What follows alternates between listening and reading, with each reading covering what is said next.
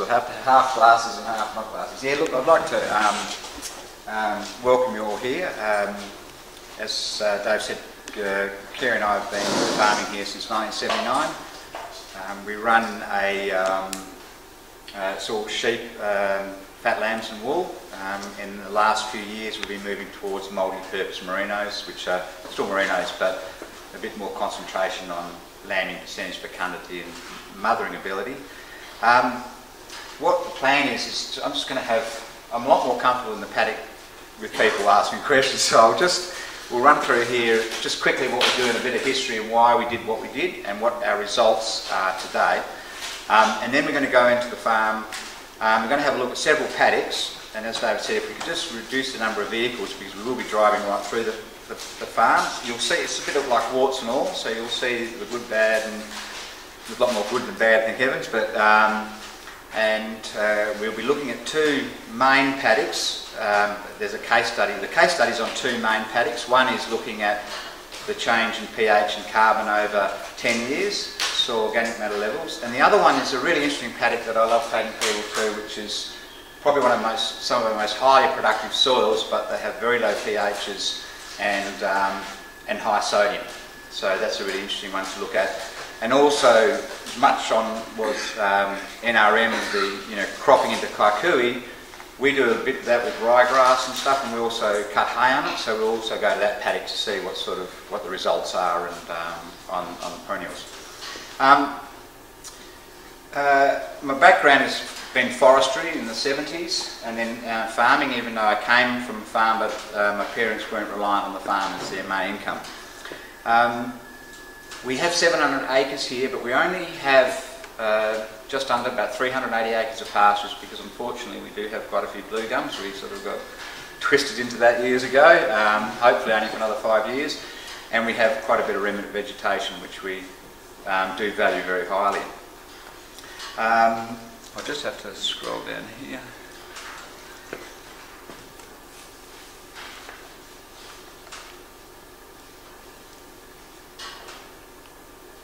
Right.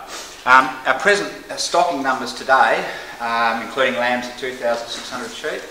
So it's a fairly intensive system, so we do run a lot of stock. Most of our soils are sandy soils, and you'll see that. You'll see plenty of evidence of sand and gravelly. We do have some nice loams, but it's a bit minimal. The thing about a lot of the country, there is flats, and the sands are wet sands, so that they're highly leached sands. They're a very difficult sand to deal with, even though there might be clay between 200 or 300 mils to a metre deep. We're not an organic farmer.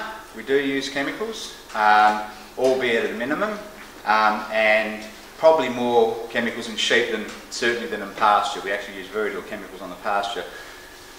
In our sheep program we do worm egg counting and a whole lot of other things to mitigate because we have high stocking rates, the worm issue, which we are having some pretty good success with.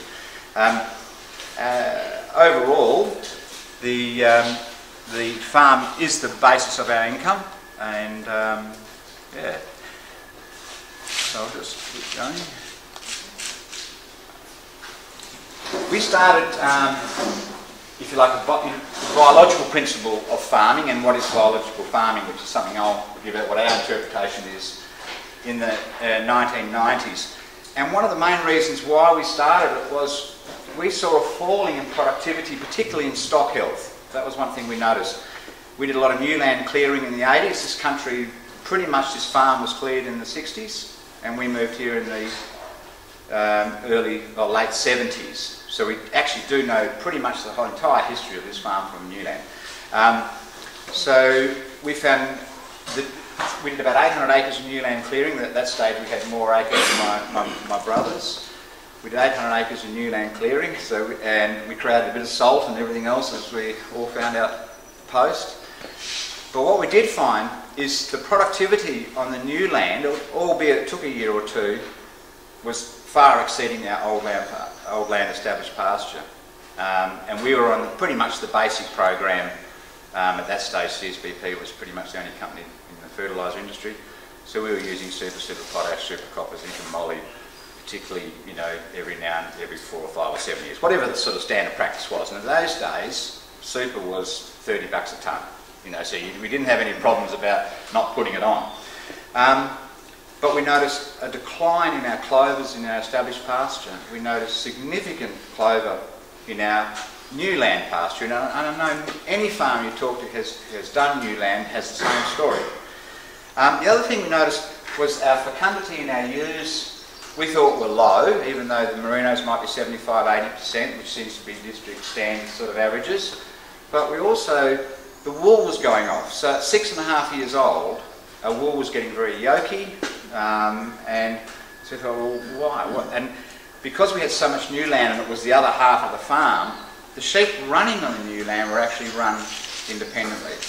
At that stage I had a friend in the ag department, Fiona Sunderman, who was the ag department vet, and so we started really having a really good look at this, and I personally believe it was all to do with nutrition, and that was to do with the sheep, and I thought it was to do with minerals. So this is the story how I started using mineral fertilisers.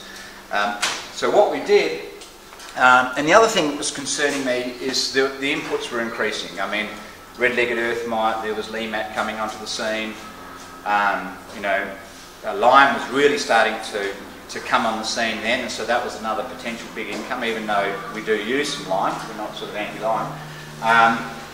Chemicals were becoming a lot more, and just the fact is every time you go over a paddock it costs you money, number one, and time. So all these extra inputs were going to actually cost more.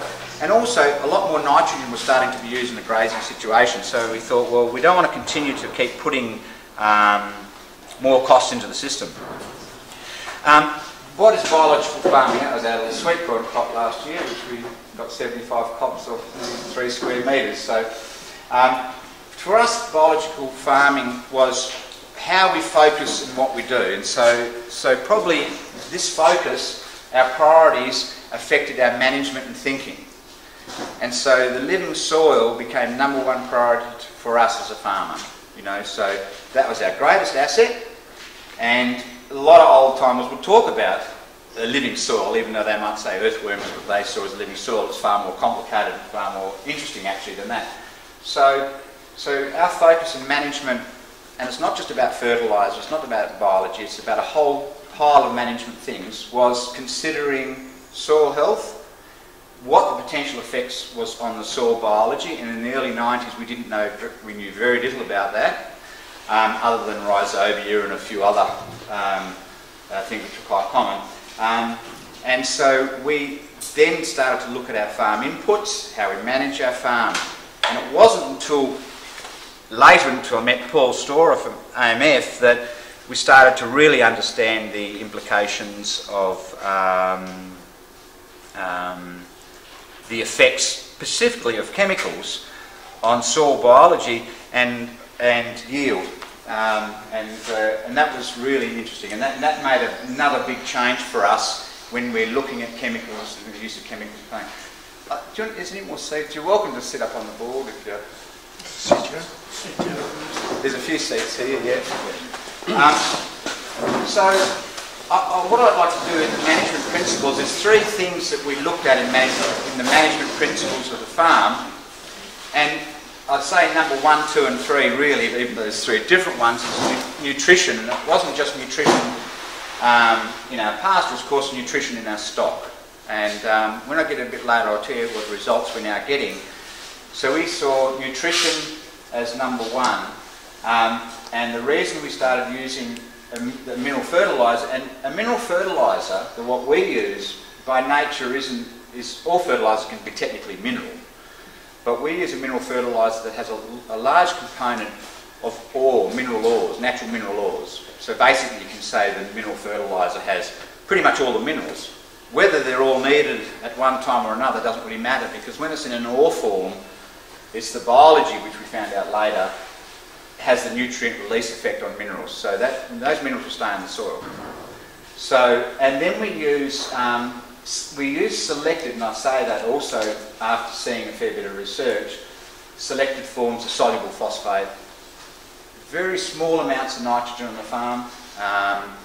In fact, you know, we'd we'd be lucky to use, out of the 30-tonne fertiliser program, we'd be lucky to have a tonne of nitrogen. So we use very little nitrogen. On a good grazing system, you should be able to grow all your own nitrogen.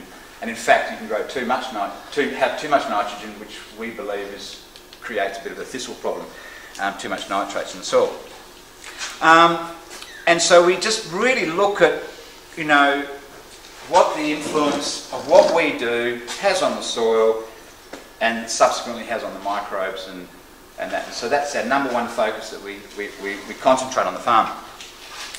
When microbes were introduced a bit later into the system, and so when we seed, which we do direct drilling, and I've got the seed drill out there if you want to have a look at it. The actual, it's a precision seed and it's a felt roller, so it can do 1 kilo to 100 kilos a hectare. But what's important about that drill is actually the tines and how it actually operates in the soil. It's a direct driller, so we rarely do a knockdown now. We only cultivate if I think we've got a problem with, say, silvergrass or a Pacific issue, or we've got a paddock that's just rough as, and we've got to cultivate and reduce root rate. And we still have a root rate that's actively used every now and then, so which is probably be a museum piece in the future. And yeah, so the microbes came a bit later once we started getting a better understanding, and AMF did all that research. And then we always put that on the seed. So microbes come in the system on the seed when we're direct drilling or renovating, and if we do any spring fertiliser application, it's also on the fertiliser. Once again, you'll see all this as you'll see what sort of the effects in the field. Our second main focus is our practice. You know, timing is so critical in seeding here. As far as I'm concerned, if I haven't seeded our rye, now we harvest all our own rye seed. We direct drill it, so it's a very simple process. We just graze really hard the paddocks we're going to renovate. I slip in with a little bit of fertiliser down the boot, an NPK, mineral NPK, microbe coated on the seed, and we direct drill. That's it. That's our seeding job. So pretty much in a 3-day event, I can seed whatever I want on this farm, this way, and that's it. So cost effectively, it's amazingly cost effective. And that way I can keep the ryegrasses and the grasses in the system, because sheep will preferentially graze out the ryegrass. So it's our practice. To give an example, it's timing. So it's timing at setting, timing at fertiliser. I always try to make sure that our fertiliser's out, May, not too early, but certainly by May. Doesn't matter what the season is.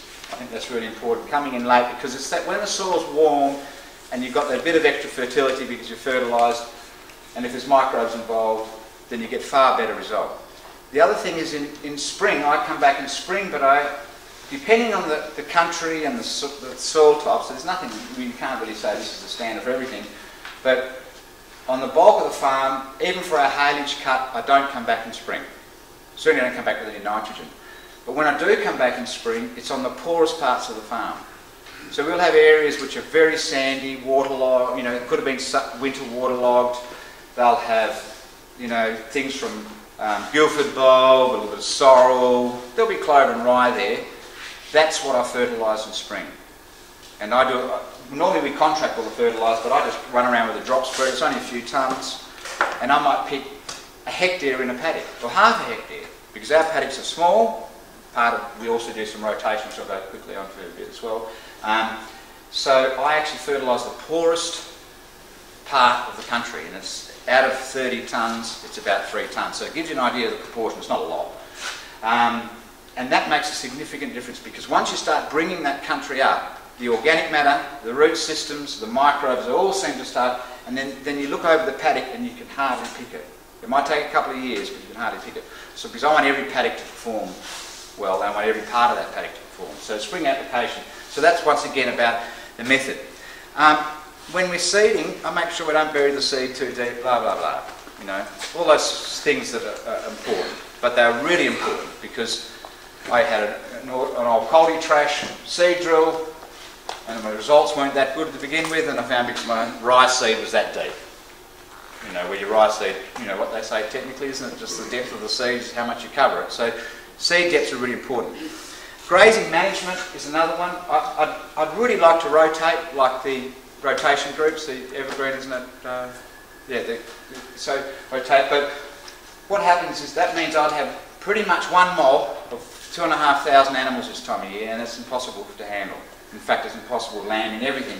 So what I've done is I run 3 mobs, and those mobs will only have 8 or 9 paddocks each. So I rotate, but it's only 8 or 9 paddocks. So it's not the ideal rotation, but it does help, and it does help control some of the weed issues. But I'm a bit soft with the sheep, so if the feed's not that long, I get a bit worried and move them on. I mean, I should probably leave them, you know, and I think someone said you just don't look. So that's really important too. And the other thing that makes a big difference is in autumn. When we have the break, what I do is we have about 4 kikuyu paddocks, that's all on the farm. I'm a bit hesitant to have any more, even though I know what's going to happen. There's kite coming up everywhere. Because the Rhine clover actually is what gives you all the value in tucker. But the kike is very handy in summer, and there'll be many people who would say they didn't have kike, they'd be in trouble, you know, down this way. Kike also handles pretty sandy soils, highly leached soils, and also it's a very good masker for aluminium, because you know you can have high aluminium soils and kike seems to grow. But what I do is because I lamb in June, and I don't feed during lambing. I don't look at the ewes during lambing other than with binoculars. I don't go in the paddocks, because you know it's the best way to lamb I've found over the years, and our percentages I'll talk about the numbers. But what I do is I will have these kike paddocks, and I'll put the mobs on the kike paddocks. So I'm talking about 400 to 500 sheep on 6 hectares, at best 7 hectares, anywhere between 4 and 6 hectares. And I feed them ad lib haylage. Now we grow all our own fodder, so they have hay in feeders and ad lib haylage. Now, at the same token, we also measure our haylage. I send it to New South Wales, and I get, you know, digestibility, metabolising energy, protein, blah blah blah. So I can get an idea that I'm not going to stop feeding on a bee. This is a peak. You know, they're only a few weeks off lambing. It's the greatest demand on the ewes basically until lambing. And what happens then, so I have, if you imagine these sheep boxed up in these paddocks, I'm feeding them as much as they want to eat. The rest of the farm is actually shut off. It might only be for 3 weeks, because that's pretty much. But that 3 weeks gets that early autumn leaf area, and that sets you up for winter. And then I open the gates, hopefully before they start lambing, but it does depend a bit on the year. Each mob then has 7 or 8 paddocks. They've got going to grazing, and I stop feed, bang, like that. And that's it. So generally I only feed from March to June, so I only need to do fodder for that period. And so far I've been doing that for about 10, 11 years, and I haven't had a season that I would call dramatic enough to avoid it. So you're a bit further up there, you'd have to vary that system. But down here, so that autumn grazing is really, really, really important to manage everything well. The other thing is biodiversity, and I know some people think this is a bit crazy, but we don't use any fungicide or insecticide on the pasture, and haven't for years. And I don't know how many people have visited this farm, but you know, up until the last count, it was over 200, and we've had people from Brazil all over, and they all comment about the health of the clovers and the volume of the clovers and very little red leg damage. If the pasture's stressed and dry and everything, sure enough you'll get some red leg damage, but that's because of a different reason. But I don't rush out and spray. It saves a lot of money. But I believe the remnant vegetation plays a role in that. It might be a bit different if I was growing canola, but it plays a role in that, in having the biodiversity of insects and stuff and everything else to make it all work. And this is a highly productive farm and with heavy stocking rates, so it's not as if we're just partly. The other thing we enjoy doing, which has been a bit of a hobby but's turned into a part of it, is we grow fodder oaks, and you'll see them out there and all over the farm you'll see them. And fodder oaks, they drop acorns. The acorns are very nutritious. I mean, acorns was used by indigenous peoples and animals and deer and everything for probably tens of thousands of years. There's 130 varieties of oaks. Some are sweet oaks, some are not sweet oaks, so it's not just any oak's an oak. We selected this oak I actually got it from a friend of ours who couldn't keep the cattle away from it, from, you know, the acorns. So that was the